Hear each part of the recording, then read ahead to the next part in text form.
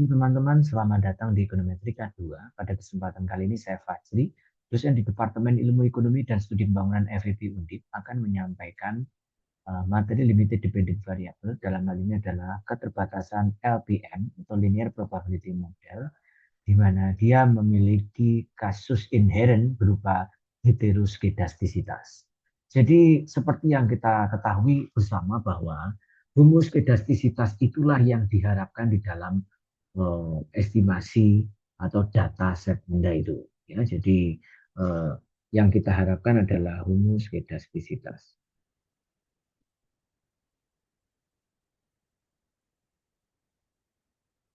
Ya, homoskedastisitas itu terjadi pada saat variance, ya kan? Variance error dipengaruhi oleh X itu sendiri adalah konstan seperti ini atau sigma kuadrat, ya, sigma kecil kuadrat. Ini adalah ide dasar heteroskedastisitas. Nah, kita bisa membuktikannya secara statistik, ya, statistik dan atau secara matematis. Secara statistik itu bagaimana kita bisa menggambarkan kondisi mereka. Jadi kalau kita punya model ekonometri dengan dua faktor seperti ini, saya punya dua faktor ya, oke, dan ini, oke, dan seperti ini, oke, ini adalah X dan ini adalah Y misalnya begitu, dan Y-nya adalah probability tentunya ya gitu ya. Dan saya punya seperti ini. Nah, saya punya warna yang lain aja ya. Yang lain, nah, misalkan di sini seperti ini. Jadi saya punya expected value daripada Y dipengaruhi oleh X itu sendiri adalah beta X. Ini gap. Gitu ya. Ini berarti artinya sudah merujuk ke estimasi. Ya. Jadi estimasinya seperti itu. Nah, misalnya saya punya apa namanya sebaran data yang seperti ini mungkin. Ya. Ini kan untuk yang angka 0 misalnya begitu. Dan untuk yang angka 1, nah mungkin saya juga akan punya di sepanjang ini. Ya. Kalau kita gambarkan ini mungkin ya kurang lebih seperti ini gambarnya. Ya. Sementara yang ini juga digambar, ya kan? Nah, kita tidak tahu sebetulnya apakah kedua lonceng ini sebetulnya sama atau tidak. Nah, maka itu secara statistik sepertinya sudah pernah saya gambarkan di dalam kelas. Itu dalam hal bagaimana cara kita memaknainya, dia sebagai heteroskedastis atau tidak. Jika kedua lonceng itu berbeda, maka otomatis betulnya kita sedang menghadapi masalah heteroskedastisitas. Gitu ya.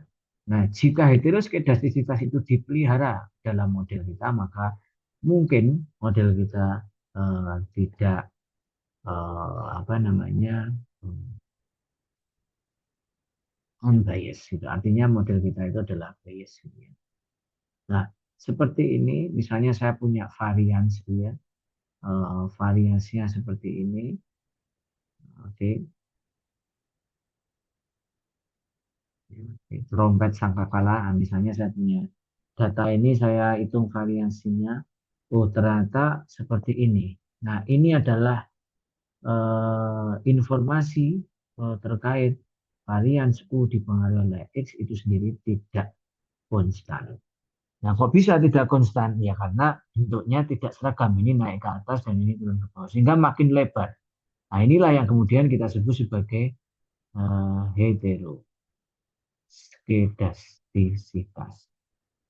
Nah, di dalam heteroskedastisitas itu penting buat kita pahami adalah artinya random sampling yang kita gunakan sebagai estimasi harus benar-benar tidak melebihi apa namanya perkiraan gitu ya kan. Dalam hal ini adalah mereka akan menyebabkan variasi kita bertambah besar seiring waktu penambahan X itu tadi ya kan.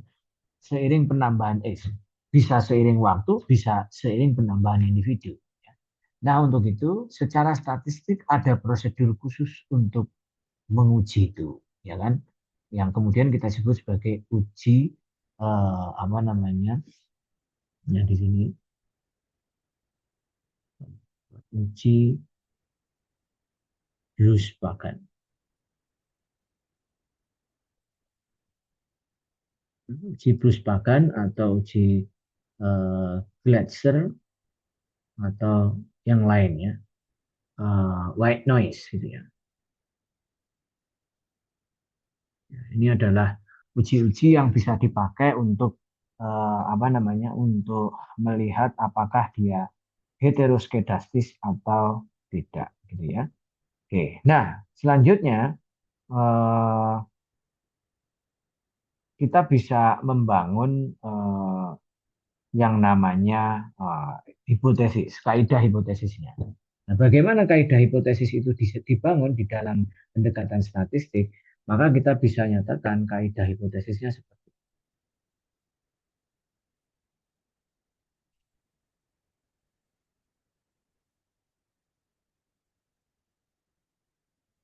ini. Hipotesisnya adalah H0 itu adalah varians U dipengaruhi oleh X itu sendiri adalah sama dengan sigma kuadrat, maaf, sigma kuadrat, dan H1-nya adalah varians daripada U dipengaruhi oleh X adalah tidak sama dengan, nah, seperti ini. Nah, kalau yang di sini adalah homoskedastis, yang di sini adalah hetero. Nah, kita akan punya ekspektasi kesimpulan. Ekspektasi kesimpulan kita untuk, ya kan, terhindar dari heteroskedastis, artinya kesimpulan kita harusnya adalah H0 tidak ditolak. Jadi tolong teman-teman jangan menggunakan terminologi diterima, tapi H0 tidak ditolak, sehingga kesimpulannya adalah homoskedastis. Ya, nah ini ekspektasi kesimpulannya. Nah, untuk mendapatkan nilai itu, maka nilai p-value kita, p-value daripada Blues-Pagan, ya, dari BP atau Gletser atau white noise itu sendiri harus lebih dari alpha. P-value-nya apa? Bukan p-value daripada parameter, tapi p-value dari Blues-Pagan, Gletser, dan white noise, gitu ya. Ini adalah pendekatan statistik, teman-teman. Nah, bagaimana pendekatan matematis itu berbicara, dan pada akhirnya kita bisa membuktikan bahwa varian itu sama dengan nilai ini. Ya, mari kita cross check satu persatu dengan model yang kita bangun. Mula-mula saya punya model YI, maaf, itu sama dengan beta X E plus error E, ya. Jika di sini informasinya adalah untuk yang Y sukses itu adalah Y1 dan Y gagal itu adalah 0, ya. Berarti kita sebetulnya bisa memperkirakan besaran E I, ya, sukses gitu ya, dan I-nya yang gagal gitu ya. Seperti yang kita bikin tadi sebelumnya, bahwasanya lakukan modifikasi, lakukan substitusi, ya kan? Misalnya Y sama dengan 1 ke dalam YI sama dengan, oke, XI plus error seperti ini. Jadi kita tidak sedang menghitung ekspektasinya ya, tapi kita hitung ininya. Nah, kita masukkan 1 sama dengan beta XI, ya kan, plus error. Sehingga errornya sendiri, error I adalah 1 dikurangi beta XI. Nah, ini akan kita gunakan sebagai persamaan satu. Oke. Nah, kemudian di persamaan kedua, kita akan punya substitusi kembali untuk yang Y sama dengan 0. Ya, Y sama dengan 0, berarti di sini adalah YI sama dengan beta xi plus epsilon e. Nah, berarti 0 itu sama dengan beta xi plus epsilon e. Oke, berarti saya punya epsilon e sama dengan min beta xi. Ini sebagai persamaan kedua. Persamaan pertama menginformasikan error saat Y sukses. Ya. Jadi ini adalah error saat Y sukses. Dan ini adalah error saat Y gagal. Oke, ya. Nah, kemudian apa yang bisa kita lakukan berikutnya? Kita ingat rumus variansi. Jadi varians daripada U atau E itu sendiri dipengaruhi oleh X gitu ya. Jadi kalau boleh saya tulis varians U ini ya U ya ini U ya. Ini U dan ini adalah U. Jadi kalian jangan terkecoh dengan U dan E. U dan E itu sama aja. Ya. Ya. Oke, saya lanjutkan dulu. Ini berarti adalah expected value daripada U kuadrat. Ya. Nah, seperti ini. Yang tidak lain adalah expected value daripada U dikurangi dengan expected value daripada U kita kuadratkan. Seperti ini. Jadi Anda ingat rumus varians itu adalah X min X bar kuadrat kan begini ya dibagi dengan N gitu ya. Anda ingat itu rumus variansnya. Nah, sehingga standar deviasi adalah akar dari varians. Ini adalah populasi, data populasi dan ini adalah sampling. Tentu diingat adalah data sampel. Oke ya. Nah, tapi dalam kasus varian LPM ini, kita akan menggunakan istilah penjumlahan daripada ini. Jadi kita akan punya error kita kuadratkan. Ini berarti kan artinya kan error kita kuadratkan. Ya, intinya E kuadrat ini sebetulnya. Untuk data yang sifatnya itu bukan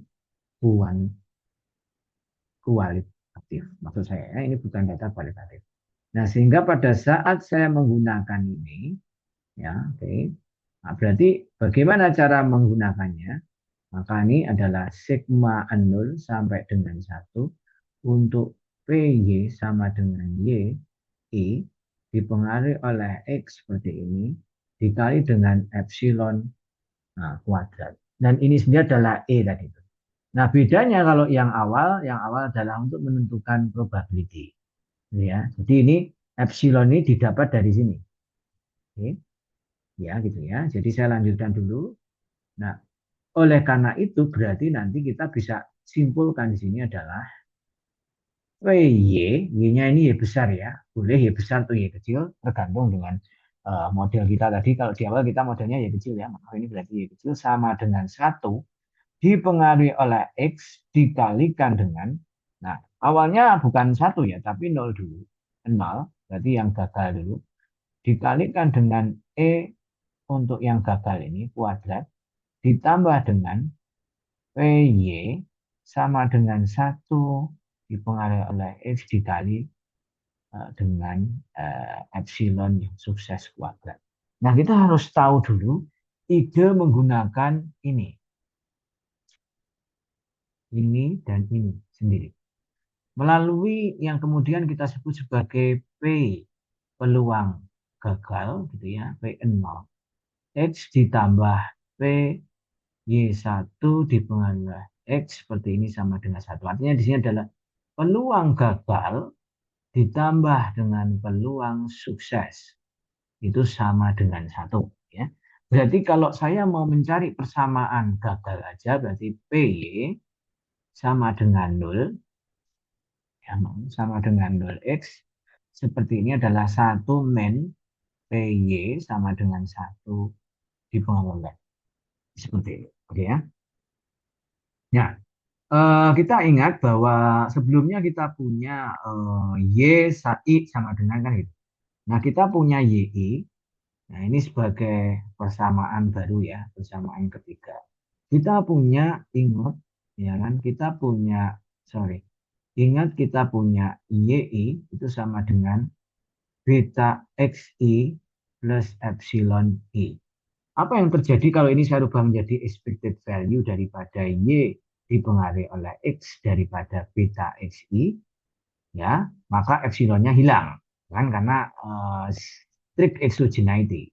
Kenapa hilang? Karena strict exogeneity. Berarti expected value daripada U dipengaruhi oleh X nilainya akan sama dengan strict exogeneity.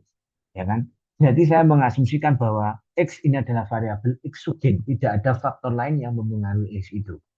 Ya, oke.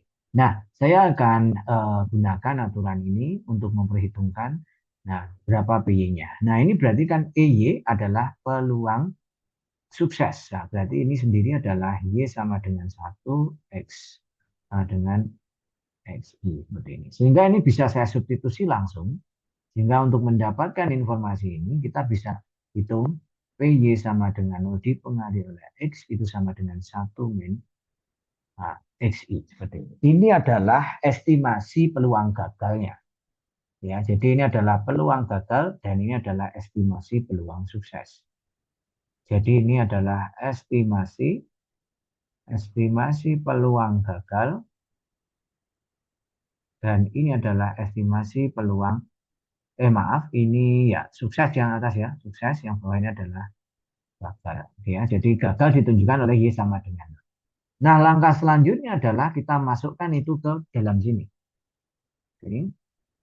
Nah, kita masukkan ke dalam sini, berarti ini peluang suksesnya tadi. Maaf, peluang gagalnya karena Y sama dengan 0. Berarti gagalnya berapa? 1 min beta X, ya kan? Gitu, ya kan? Terus kemudian gagalnya adalah kita cek yang gagalnya tadi adalah min beta xi, gitu ya. Jadi di sini adalah min beta x, gitu ya. Jadi ini saya skip ya biar gampang. Plus suksesnya tadi adalah kita cek yang sukses. Suksesnya adalah beta xi. Ya, ini beta xi kita kalikan dengan peluang apa namanya error dari saat Y sukses. Jadi 1 min B. Ya. Jadi 1 min B XI. Seperti ini ya, kuadrat. Oke. Nah, apa yang bisa kita lakukan? Mungkin kita bisa jabarkan mereka. 1 min beta X seperti ini. Kita hitung dulu ini negatif dikuadratkan, maka B kuadrat, X kuadrat seperti ini. Plus, nah ini beta XI. Yang ini adalah kita hitung dulu 1 min 2 beta X gitu ya. Dan ini tadi masih ada XI ya. Boleh lah ya kita masukkan XI. Ini XI plus beta kuadrat XI. Seperti ini, kuadrat. Oke, selanjutnya ada distribusikan itu huruf-huruf ini.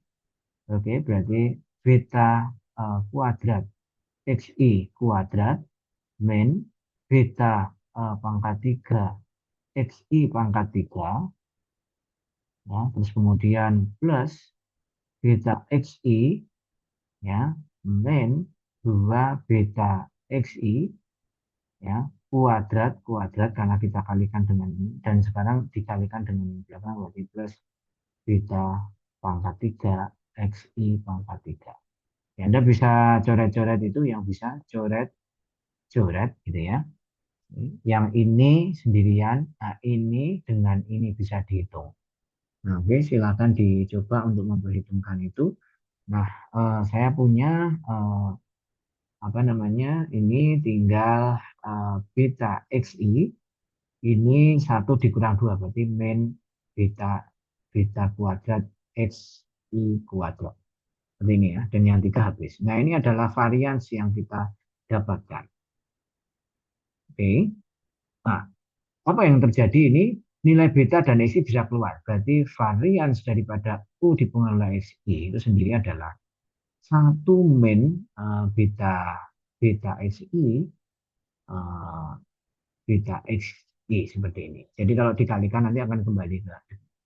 Nah, inilah varians yang kita temukan bukan lagi konstan. Kenapa begitu? Karena ketika X-nya nambah, okay, jadi ketika X-nya nambah 1, kan ini nambah juga 1 nih.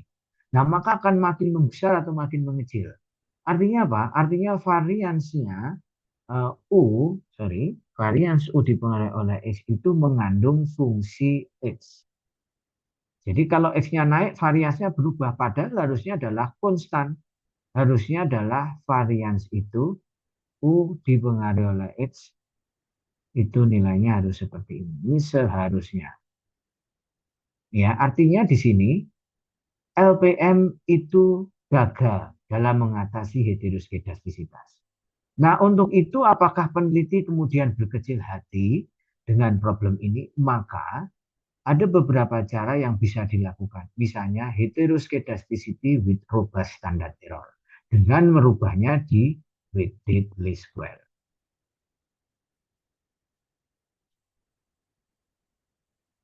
Nah, nah, ini nanti Anda akan melakukan pembobotan standar error yang kemudian berubah menjadi robust standard error, dan atau mungkin kita bisa berpindah ke logit atau probit. Ya, jadi tapi usulan pertamanya adalah ke sini yang kemudian kita sebut sebagai WL. Ya, jadi sah bahwa secara statistik sebetulnya apa yang terjadi ya bergantung kepada temuan. Benar nggak ini mitos bahwa dia heteroskedasis atau tidak? Nah, Anda bisa lihat dengan menggunakan Bruce Bagandes. Ya. Nanti secara terperinci akan saya sampaikan di laboratorium. Nah, kemudian bukti matematis menunjukkan bahwa ternyata varians daripada model tersebut, error dari model tersebut sendiri dipengaruhi oleh X, sehingga variasinya tidak lagi exogen, ya, dan tidak lagi konstan. Ini kemudian akan mengganggu eksistensi keunbiasan dari model Anda. Artinya model Anda bukan lagi tidak bias, ya kan? Justru malah bias. Ya. Nah, itulah mengapa asumsi ini harus benar-benar diperhatikan. Nah, kira-kira itu teman-teman yang bisa saya sampaikan. Kita lanjutkan kepada video selanjutnya. Terima kasih.